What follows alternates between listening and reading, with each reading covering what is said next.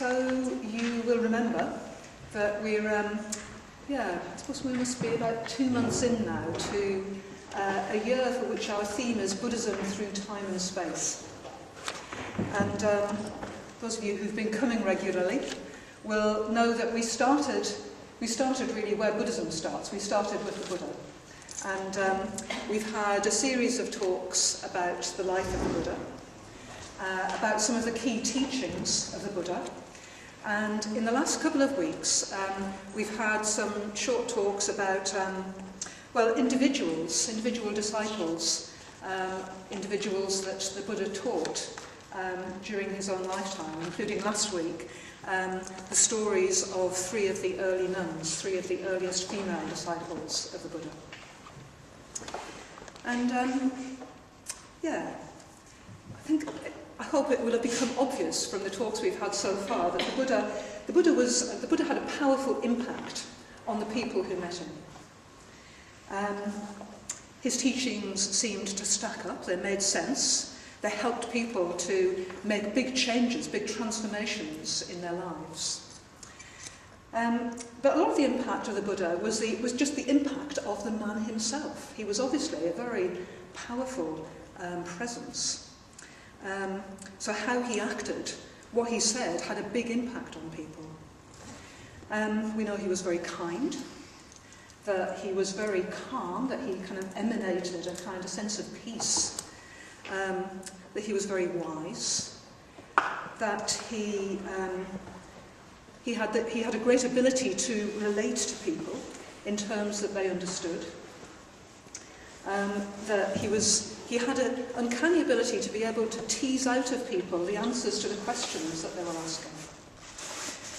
He could deal with people who were in extreme distress. We heard last week the story of Kisagotami, the woman who is out of her mind because of the death of her son, and how the Buddha deals with her. Okay, so the Buddha, he was a powerful character, but he lived 2,500 years ago. And there were a lot of teachers around at that time, and a lot of teachers have come and gone since then. Many of them have left no trace behind. So how come the teachings of the Buddha have managed to spread through time and space to an awful lot of Asia, and eventually 2.5 millennia later to us here in a Buddhist centre in Sheffield in the West? So, it's a pretty fascinating story, really. And that theme, how did it come to us, is going to be the theme for both tonight and for next week. You could say that there were 2 reasons why the Buddha's message continued to impact on the world way beyond his lifespan. The first is to do with the person of the Buddha, his personal qualities, that I've already mentioned, the qualities he embodied. Those qualities seem to have left such an impact on the people that met him that they kind of left an imprint on the world. His qualities were so strong and so memorable, so inspiring, that they became a kind of blueprint, a kind of archetype, a kind of symbol for what it's possible for a highly developed human being to become. And even before his death, and very much after it, just recollecting the Buddha became a practice for many of his followers. And it became a practice that inspired an awful lot of people to just emulate the way that the Buddha lived. And that approach we're going to explore next week when Vajratara is going to be here and giving a talk. But the other reason that the Buddha's impact has remained is to do with the remarkably full written account of what the Buddha said and what he taught in what's called the Pali Canon, the earliest Buddhist scriptures. The Pali Canon consists of literally thousands of suttas, sort of threads, stories, threads of teachings and the associated story that goes with the teaching. And those stories, those suttas, fill many volumes. These are just some of them. I'll talk a little bit more about those in a minute. And Yeah, I mean, there are so many volumes in the Pali Canon that they fill a whole shelf in our reference library downstairs, and if you can't imagine what that is, well, it's kind of something like that. It's an awful lot of words, an awful lot of suttas. And that's perhaps surprising, because the Buddha and most of his followers neither read nor wrote. So nothing was written down at the time of the Buddha. And the story of how the Pali Canon came to be written down is the theme of tonight's talk. So, okay. The Buddha, we've heard quite a lot about the life of the Buddha. His life came to an end at about the age of 80. The Buddha was approaching his death, his parinirvana. Quite often the death of the Buddha's physical body is referred to as his parinirvana, his complete nirvana. And the term refers to the fact that, he'd already attained nirvana, he'd already attained liberation in sort of mental, emotional, spiritual terms. But actually, his liberation was only complete when his body passed away, so that there was no, he had no physical suffering. So his parinirvana, his death, happened in his 80th year. And the story of his death and the events leading up to it is told in one of the suttas. It's called the Parinibbana Sutta.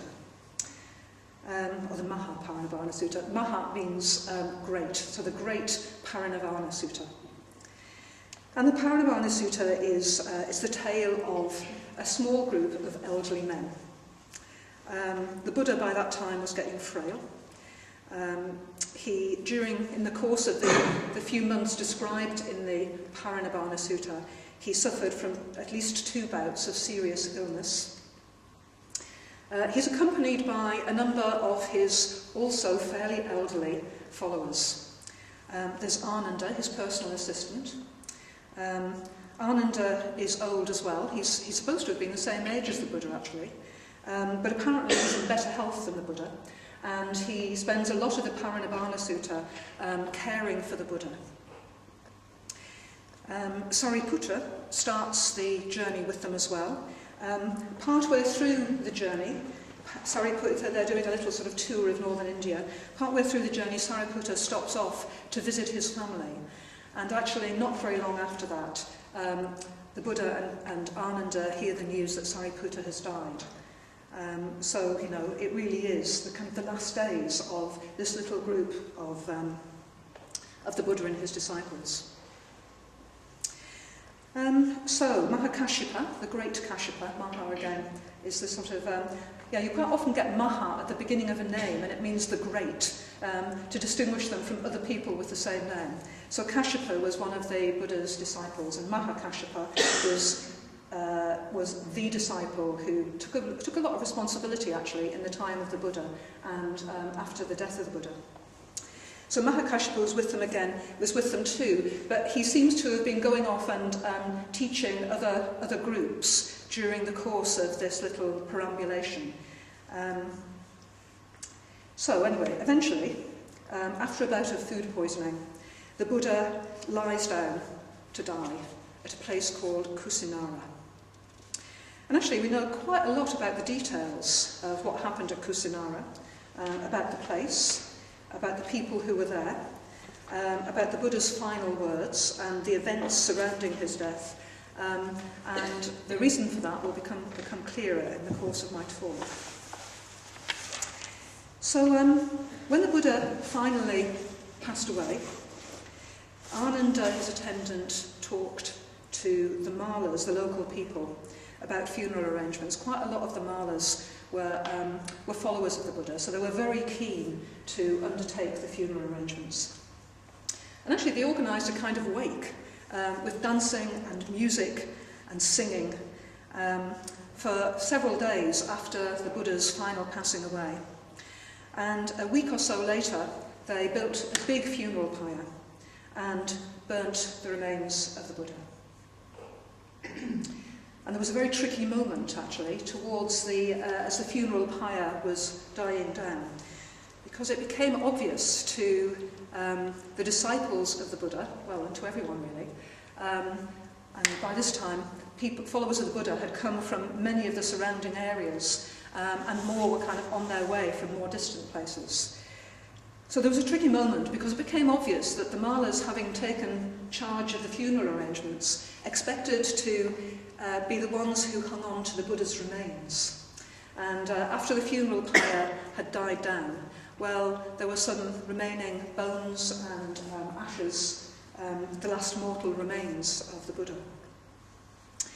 And it also became obvious that many of the other Sangha groups who were arriving from different parts of northern India thought that they had a claim on the remains of the Buddha. An awful lot of people had been followers of the Buddha for an awful long time. An awful lot of people thought they had a very special relationship with the Buddha, and therefore ought to be the inheritors of his remains.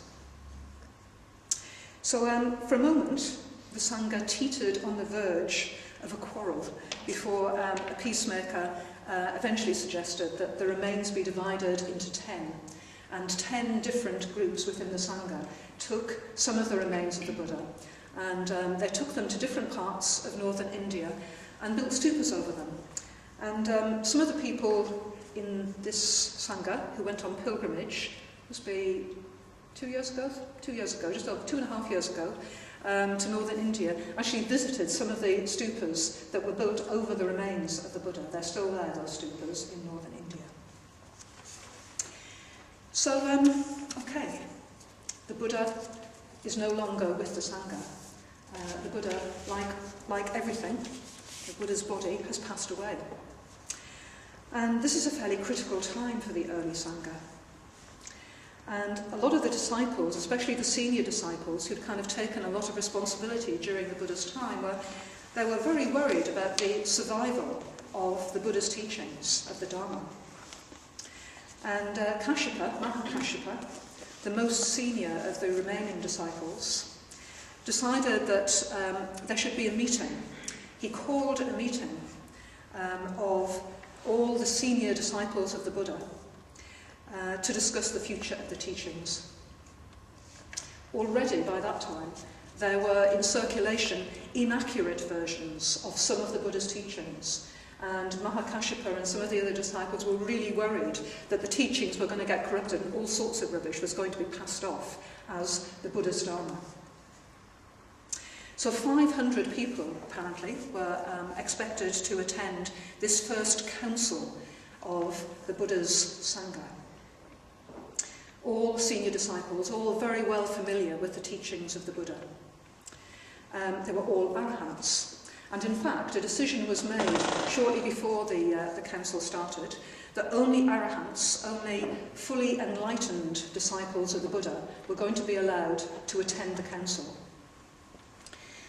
And that was a problem for just one of the Buddha's disciples.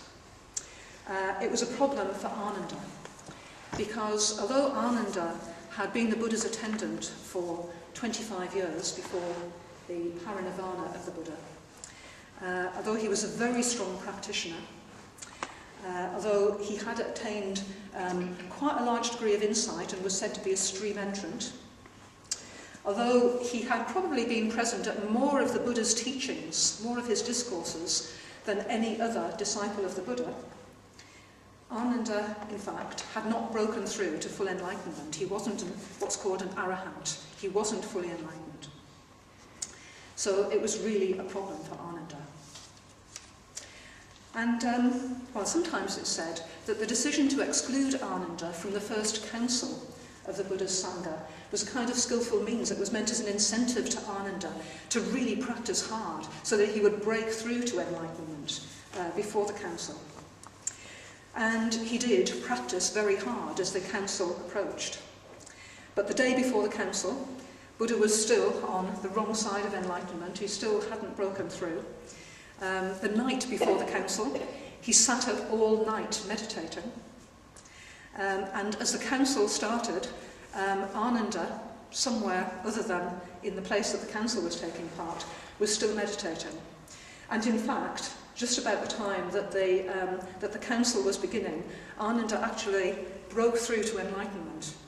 And it said that there was no time for him to actually walk to the place where the council was taking part, so he used his siddhis, his powers, to actually appear in the seat, the vacant seat that had been left for him at the first council.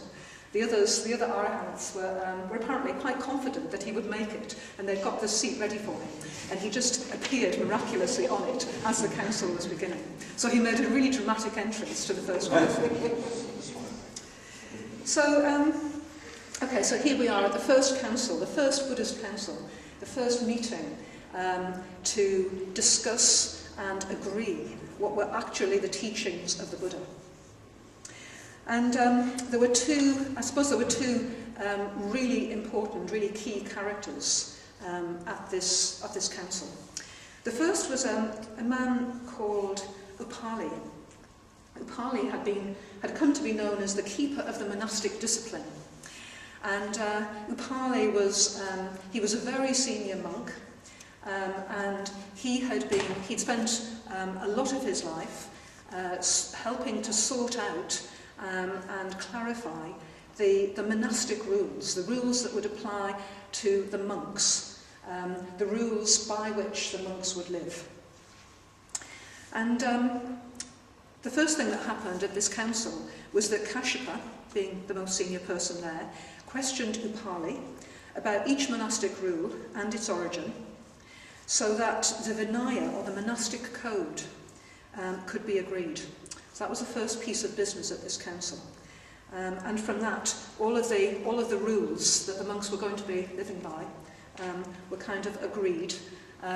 They were agreed and they were learned by the other people at the council, so that there was an agreed set of monastic rules. So that was the first thing that happened.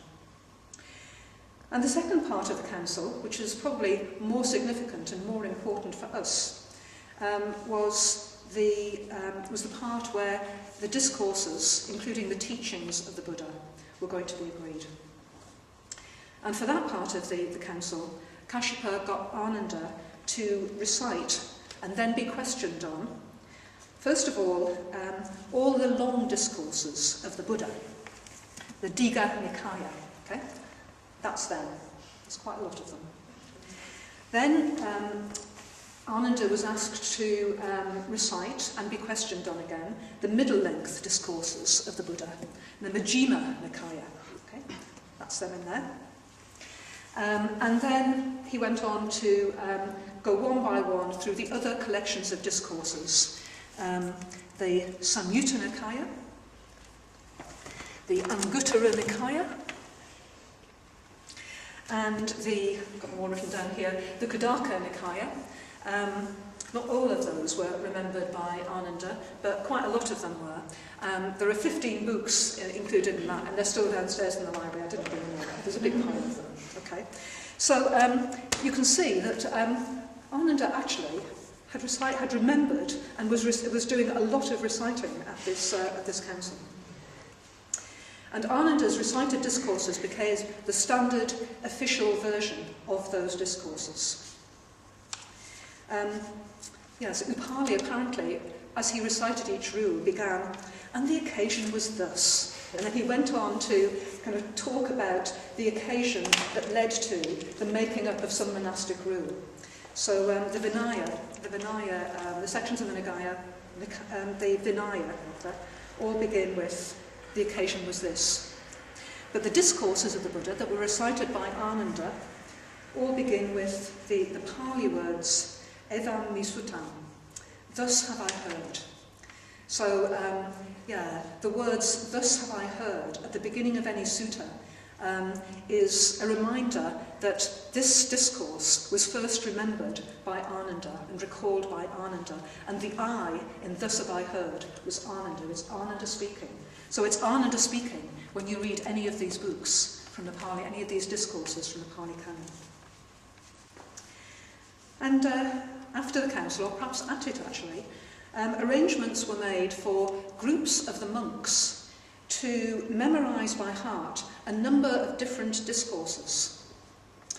And then, as a kind of quality control, it was agreed that on full moon nights, and sometimes other nights too, Groups of monks who had remembered the same discourses would get together and they would recite them in unison, so that if anyone had misremembered anything or they'd forgotten bits of them, then the reciting would mean that the mistake was rectified. And so there was a kind of quality control applied to the handing on of the discourses and the teachings of the Buddha.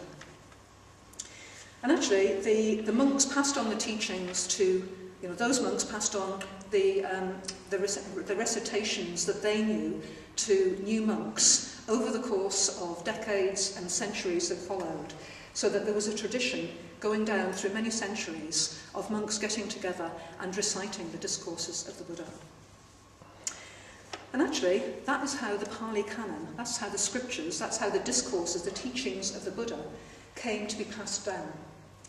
At some point, starting in the 1st century before the Common Era, and probably running through to around the 2nd century of the Common Era, the discourses began to be written down.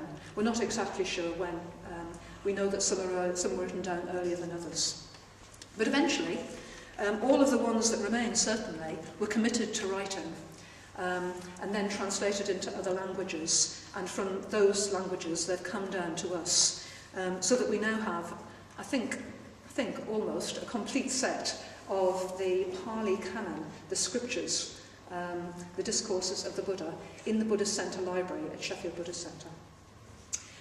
So 2.5 millennia later, we're still reading and passing on the teachings of the Buddha, stories about the Buddha and stories about his disciples at Sangha Night at Sheffield Buddhist Centre. Which is pretty amazing, really, isn't it? And that means that Ananda, actually, is pretty pivotal in Buddhism. He's the one who, in a sense, took the baton from the Buddha and passed it on to Buddhists through time and space. Without Ananda, there'd be no discourses, no Buddhism, no Triratna movement, no Sheffield Buddhist Centre, no Sangha Night, no talk here tonight. We wouldn't be sitting here learning about the teachings of the Buddha. The whole history of the world would be different. And so for the rest of the talk, I want to focus on this very unassuming but very remarkable man and how he came to have such a pivotal role. And also to ask, what can we learn from Ananda? So, a bit about Ananda's background to begin with. He was a cousin of the Buddha.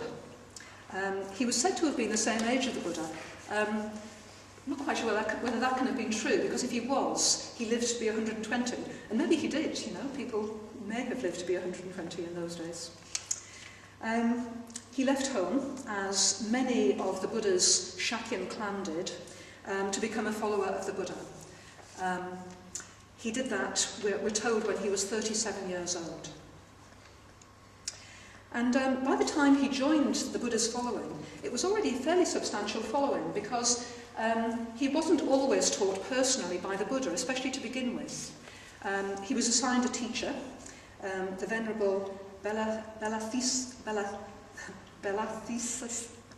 I could say this earlier on, Belathesisa, who was an arahant, was assigned to him as his first teacher. And actually, Ananda later talks about several other monks amongst the Buddha's disciples who had taught him. And he was particularly grateful later in his life to the Venerable Punna Mantaniputta, whose teaching on the relationship between the 5 skandhas and the idea of I am actually led him to the insight of breaking through the idea of self, which meant that quite early on in his career as a monk, he became a stream entrant. Anyway, he simply practiced as a monk for 17 years after he joined the Buddhist Sangha. He did all the usual things that the followers of the Buddha did, the full-time followers of the Buddha did. He meditated. He spent a lot of time discussing the Dharma. He went out begging for food. He helped with the chores. He took part in retreats. He listened to the Buddha's teachings whenever he could. And he also attended teaching by other of the Buddha's disciples. But when they were both 55, the Buddha told his closest followers that he was looking for a trustworthy and reliable attendant. The Buddha at various times, earlier on than that actually, had had attendants, but he wanted someone who would just be his attendant, kind of long term, who would be reliable and who would be able and capable.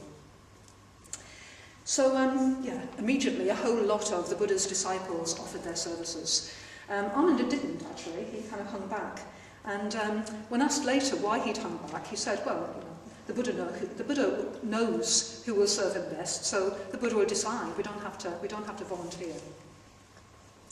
Anyway, the Buddha did seem to know who he wanted. He wanted Ananda.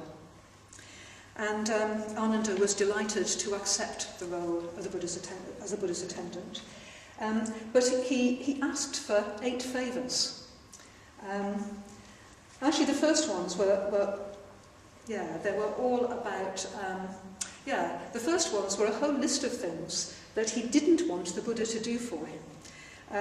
He said he didn't want the Buddha to pass on gifts or special favours, and he didn't want to be included in special invitations that the Buddha had been given to go and eat with kings or to be given meals by people. He seems to have been worried that people would have thought that he'd accepted the post of Buddha's attendant to get the perks of the job. So he didn't want the perks. He didn't want people to think that that's why he'd accepted the job. But the last two favours were interesting ones. The last two were firstly that if he had any doubts or inquiries about the Dharma, the Buddha would be willing to discuss them with him and clarify, so that he would have a good understanding of the Dharma. And the final one, which is actually really important in the light of future events, was that if he was ever away when the Buddha was giving a teaching, if he was on an errand somewhere, when he came back, the Buddha would repeat the teaching for him so that he wouldn't miss anything. And the Buddha agreed to his requests, and for the last 25 years of his life, Ananda became his constant attendant. So what was Ananda like? Well, I suppose the first and very obvious thing about him was that he did have an amazing memory. He seemed to have the ability to recall long discourses, word for word, as taught by the Buddha. In the Therigatha, remember last week we had some talks from the Therigatha. The Therigatha are the verses or poems of the early nuns, and the Therigatha, with an A there, are the verses or poems of the early disciples of the Buddha, the early monks. And there's a chapter of those is devoted to Ananda. And in the Therigatha, Ananda claims to have been able to recite 84,000 Dharma kandas, heaps or aggregates of Dharma, so literally Dharma teachings, 84,000 of them. 2,000 he claims to have got from other disciples of the Buddha, and 82,000 from the Buddha himself. And it seems pretty amazing, doesn't it? It is true that in pre-literate societies, people tend to have more well-developed memories than we have. It's probably true that we litter our memories with all sorts of stuff that we don't really need, and then that makes it more difficult for us to retain things. And I think it's also the case that because we can read, we do tend to rely on the written word. We tend to remember where we can get something, where something's written down, rather than remember the words themselves. But even for the time, Ananda was pretty astounding. And it wasn't just that he remembered the words and was kind of parroting them, was kind of coming out with them, rote fashion. The Buddha described Ananda as not only foremost in memory, but also foremost in understanding the sequential structure of the teachings, so that he could be relied upon to pass the teachings on both accurately and in a way that was suited to the listener, his listeners. He certainly was amongst the most popular teachers in the early Sangha. the Buddha said of him that if a group of monks came to see Ananda, they are delighted when they see him. If he speaks to them of the Dharma, they're delighted by his speech. And when he finishes, they're unsated, they're disappointed that he's stopped. And the same is true, he said, of the nuns, of laymen, and of laywomen, all of whom came to Ananda to hear the teachings. And actually part of people's delight in seeing Ananda was that he was so friendly, so approachable. He's the one who famously says to the Buddha that spiritual friendship is half of the spiritual life, which you've heard many, many times. And of course you know that the Buddha comes back and says, no, Ananda, it's not half of the spiritual life, it's the whole of the spiritual life. But that is expressing something about Ananda's enthusiasm for friendship. He really does think that friendship is really important. He obviously loves the Buddha and rejoices in his friendship. He obviously rejoices in the friendship of the other disciples of the Buddha. Friendship is just really important to him. And he's also a very warm and compassionate man. He responds to the suffering of others. We heard last week how he took up Gautami's cause, Maha Gautami, the great Gautami, the stepmother of the Buddha, who got so upset because the Buddha wouldn't accept her ordination, wouldn't give her ordination. And we heard how Ananda intervened on behalf of Gautami and then on behalf of the order of nuns. So he, in a way, Ananda was instrumental in the foundation of the ordination of women and the foundation of the order of nuns. And then there are lots of other occasions where he intercedes on behalf of other people with the Buddha. There was an occasion when two monks were quite sick and unable to come and visit the Buddha, and Ananda persuades the Buddha to go and visit them and to strengthen them with talk of the Dharma, that's how he puts it. And he's also very popular as a teacher, because he's able to relate to the people that he's teaching. He was a teacher of choice with very many people, including a lot of the nuns and a lot of laywomen. Women in particular seem to have found Ananda a less threatening, a less kind of austere teacher than some of the other disciples. And there was an occasion when someone had to be sent to the harem of King Pasenadi to teach the Dharma to the women in the harem. And Ananda was the one who was sent, and he delighted them with talk of the Dharma. And he seems to have treated everyone with even-handed kindness, with generosity and with straightforwardness. And it's probably a testament to the fact that, a testament to his openness and kindness, that in spite of the fact that he was in a position of kind of intermediary between the Buddha and a vast following, there are no recorded cases of people being enemies of Ananda, of being rivals of Ananda, of being resentful or spiteful about Ananda. People just seem to have taken to him and to have been very grateful to him. And of course he was completely devoted to the Buddha. And in a way I want to focus on this in particular because Ananda exemplifies a spiritual path that's very relevant for us, and that, in a way, was later developed as part of the Bodhisattva ideal in Mahayana Buddhism. And that's the path of service, a devotion, the path of devoting himself to a higher cause. So, for 25 years of his life, Ananda served the Buddha in a very, very direct way. He was looking after the Buddha full-time, day and night. It was fairly rare for the Buddha and Ananda to be apart.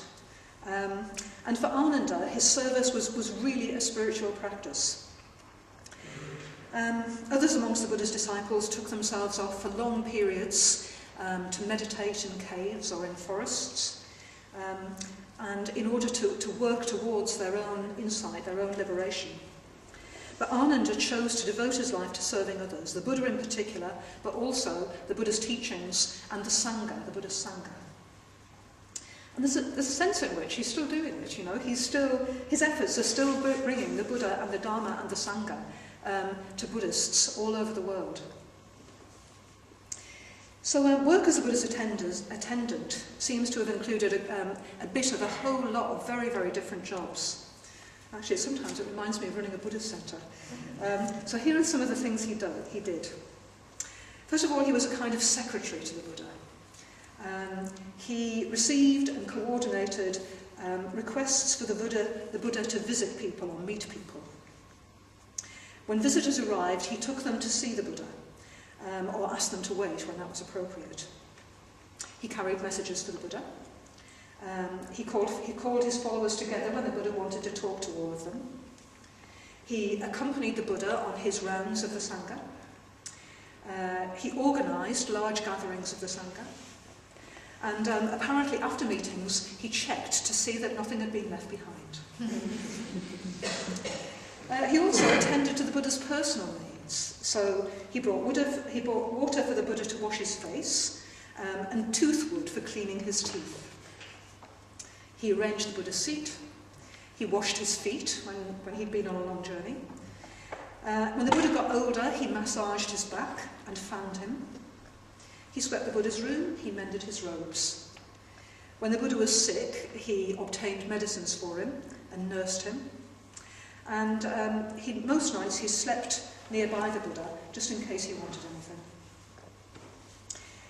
Okay, so he's a secretary. He was a kind of personal attendant. He was also a sort of Sangha builder, along with some of the other senior disciples, especially Sariputta and Moggallana. And the three of them seem to have taken responsibilities for sorting out all sorts of issues that arose within the Sangha.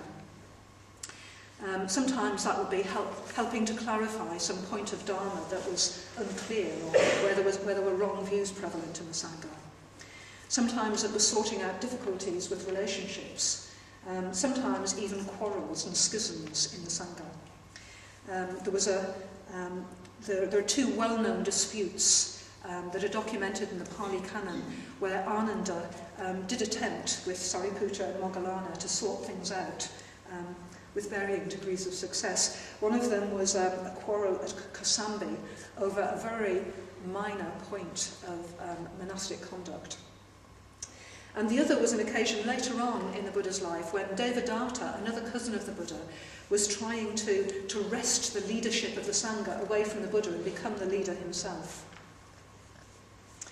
And I'm not going to go into the details of those because it would take too long, but you can see the sort of role that the Buddha that Ananda took for the Buddha.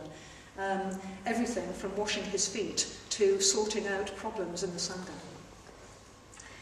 And he seemed to regard passing on his knowledge of the Dharma as an aspect of his service to the Buddha, and certainly not as a cause for pride.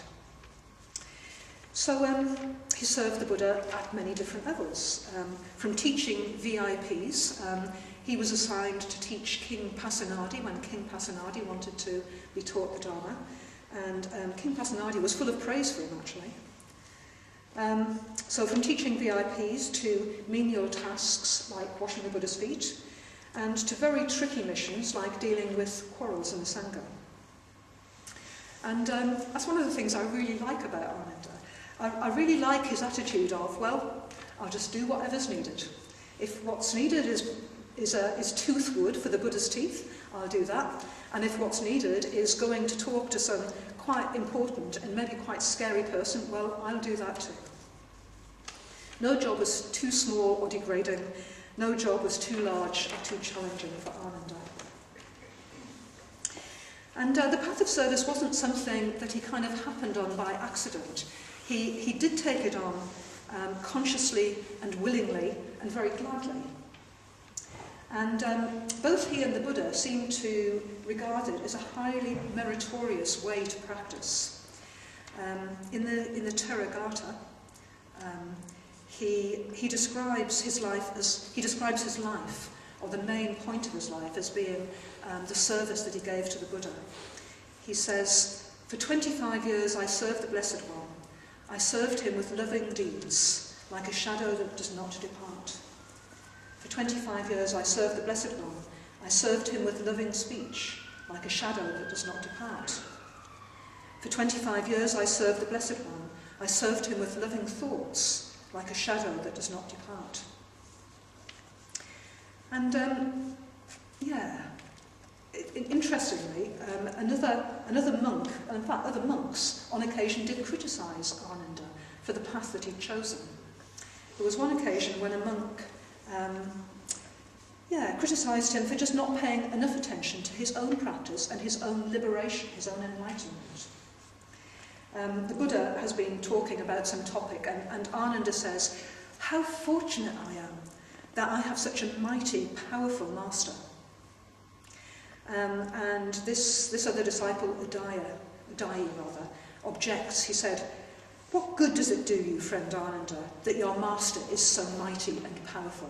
What good does it do you?" But the Buddha, who was there actually, strongly defends Ananda. He says, "Not so, Udayi, not so. Should Ananda die without being fully liberated, because of the purity of his heart, he will be king of the gods 7 times, or king of the Indian subcontinent 7 times. But, Udayi, Ananda will experience final liberation in this very life." So the Buddha is kind of affirming Ananda in his life of service. He's saying it is a valid path, it's an important path, and it's a path that will serve him well, that he will achieve enlightenment in this life. I think it's fairly typical of Ananda that he spontaneously voices his gratitude and appreciation. "How fortunate I am that I have such a powerful, a mighty and powerful master," he says. And there are lots of other occasions throughout the Pali Canon where Ananda expresses that kind of gratitude. He often begins things by saying, "It is marvellous, Lord, it is wonderful," and then he goes on to kind of talk about some teaching of the Buddha. And the Buddha in turn is very grateful to Ananda. He's very grateful for Ananda's friendship and for Ananda's support. He very, very often rejoices in Ananda. And his praise of Ananda on his deathbed is pretty typical of that. At Kusinara, shortly before he died, the Buddha says, "For a long time, Ananda, you've attended on the Tathagata gladly, sensitively, sincerely, and without reserve, with deed, speech, and thought of loving kindness. You've made great merit, Ananda. Keep on striving, and you will soon be free." So, the Buddha is obviously very, very fond of Ananda, and that fondness, that love, is reciprocated.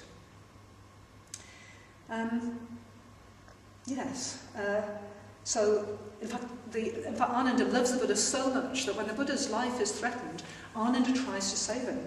So, there was an occasion when the Buddha is being attacked by a wild, rage-filled elephant on the rampage. So this elephant, this huge elephant, is rampaging through a village, and everyone has gone indoors to escape from this elephant. But the Buddha is standing right in the elephant's path. And so the Buddha is in danger. Ananda immediately throws himself at the Buddha, in front of the Buddha, in order to save the Buddha from being trampled to death by this elephant. Although the Buddha actually gently moves Ananda aside. And he deals with this rampaging elephant himself by the power of metta. That's a different story. Some of you have heard it already. And there was a real, a very mature sort of Kalyana Mitra, spiritual friendship between the Buddha and Ananda. Ananda accepts feedback from the Buddha. He accepts advice from the Buddha when the Buddha thinks that he can do better. And actually from other disciples when it's given. And, I suppose because he knows that the feedback is for his own benefits. And he accepts it very humbly, without protest. The Buddha says on one occasion, "I shall not treat you, Ananda, as a potter treats his unfired pots. Repeatedly admonishing, I shall speak to you, Ananda, repeatedly testing. He who is sound will pass the test." So apparently this is referring to the way that potters test the soundness of a pot When a pot has been fired, you can tap a pot and hear that it's sound. If it's not sound, it'll sound odd. There'll be an odd noise when you tap it. But you can't tap an unfired pot. An unfired pot will be destroyed. It'll be injured if you tap it. So the Buddha's saying that he'll test Ananda and correct him when that's needed, because Ananda is sound and he can bear the strain of the testing. He can bear the strain of being challenged. And Ananda in turn acts as Kalyana Mitra. He acts as a spiritual friend to many other people. Just a couple of examples are when he counsels Vangisa, the poet. Vangisa, on one occasion, is so filled with sensual desire when he sees some of the women at the court of one of the kings that he's considering giving up life as a monk. And he has a long talk with Ananda, who manages to kind of persuade him back to the spiritual life. And he also helps Chana to resolve his doubts about the Dharma, and actually helps him break through to insight, to stream entry. And most of all, perhaps, he has a very deep devotion to the Dharma. His ideal is the monk who, and I quote, has heard much, who remembers what he has heard, and who treasures what he has heard. That's his ideal, and that's what Ananda is trying to do. And he's regarded by the Buddha and the other disciples as the guardian of the Dharma. His mastery of the Buddha is frequently acknowledged and praised by the Buddha. And when a lay follower asks how we can honour the Dharma, this lay follower says, well, I can honour the Buddha in person, and I can honour the Dharma. I can honour the Sangha with gifts and with my attention, but how can I honour the Dharma? And the Buddha says, if you wish to honour the Dharma, householder, go and honour Ananda, the guardian of the Dharma. So what greater praise can that be? What greater praise could you expect than to be described by the Buddha as the guardian of the Dharma? And that's really how Ananda has been regarded through time and space. In the Therigatha, there are, the Therigatha, the verses of the early monks. There are a number of verses by Ananda, and at the end of those verses, there are 3 verses in praise of Ananda that were added to Ananda's own verses about himself. And I'll just read them to you. Of great learning, bearer of the Dharma, the guardian of the great seer's treasure, Ananda, the eye of the entire world, has attained final nibbana. So this is written about Ananda after his death. Of great learning, bearer of the Dharma, the guardian of the great seer's treasure, Ananda, the eye of the entire world, was a dispeller of gloom in the darkness. The seer who was so retentive, of keen memory and resolute, the elder sustaining the true Dharma, Ananda was a mine of gems.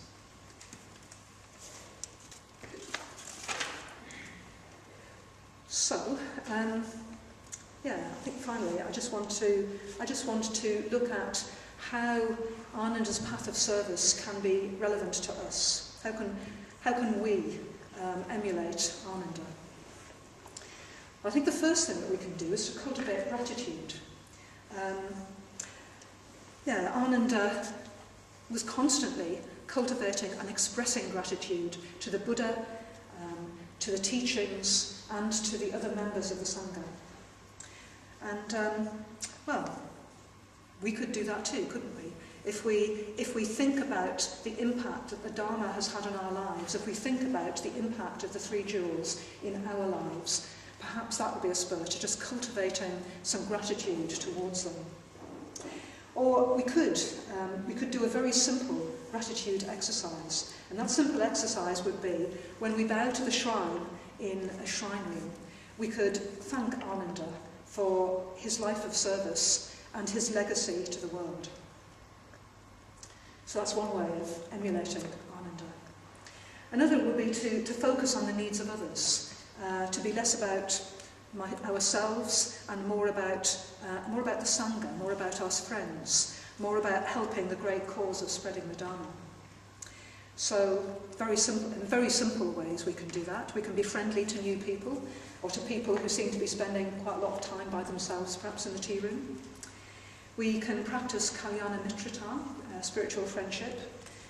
Like Ananda, we can be receptive to feedback and empathetic to the needs of others and the difficulties of others. And we can serve others in very practical ways. Like Ananda, we can decide not to be too proud to do very menial, practical things for other people, like washing the dishes. We can follow a path of service, devoting our time and energy and skills, as Ananda did, to the higher cause of the Dharma. We can support a newcomers course. We've got a new one starting just after Christmas. We could join the volunteer team or volunteer at the centre. We could support the Buddhist Centre financially, as many of you already do, so that you can help with the collective task of spreading the Dharma in Sheffield. We can be a guardian of the Dharma, or at least we could value it, or perhaps at least we could get to know it a bit more deeply. And there are two ways in which we could do that. My recommendations are that you could read a bit of the words, or read a few of the words that Ananda memorised for your sake, for the sake of all Buddhists, really. In a way, anything from the Pali Canon is worth reading. Some of them look a little bit daunting. It might look daunting to start on something like that. Where would you start? But there's a very good website called Access to Insight, where you could just put in some subject in a search engine and get up a discourse that talks about that particular subject. Or you could start with some of the smaller works in the Pali Canon. You could start with the Dhammapada, a sort of collection of themed teachings of the Buddha. It's a nice slim volume. It's a bit more kind of copable with than some of these great thick ones. You could start with the Udana, the utterances of the Buddha, which are they're inspired utterances of the Buddha with some stories that were associated with them. You could start with the verses of the elders, the Terigata and the Teragata, that you heard some of the stories from last week. Or, if that seems a bit daunting, you could try some collections of the Buddha's discourses. There's this very good one by Maurice Walsh, This Have I Heard, the long discourse, selected, actually, long discourses of the Buddha. There's a very nice anthology called In the Buddha's Words, which we've got not only in the reference library, but I think there's a copy in the lending library. An anthology of discourses from the Pali Canon. And then there are books that are kind of based on and draw heavily upon the Pali Canon, like this one, which I think is very readable. It's called The Life of the Buddha, according to the Pali Canon. And it is what it says. It's a life of the Buddha, with a whole lot of the main discourses of the Buddha kind of drawn out and presented in a very easy to read fashion. So that one is definitely recommended reading. What else? Oh yes, and there's the one that I read from a few minutes ago. Great Disciples of the Buddha. This one is similar. It's a work that kind of researches the lives of the Buddha from the lives of the disciples of the Buddha, not only from the Terigata and Teragata, but also from the discourses in the Pali Canon. So lots of things that you could just dip into to get a flavour, actually, of the Buddha himself, because what comes through the pages of all of these books is just the flavour of what the Buddha was like, not only what he taught, what he said, but how he lived his life and who was around him and how he was with people. So that's one recommended way of emulating Ananda. And the other is to memorise some Dharma. Now, I'm not expecting that any of you is going to memorise this sort of thing.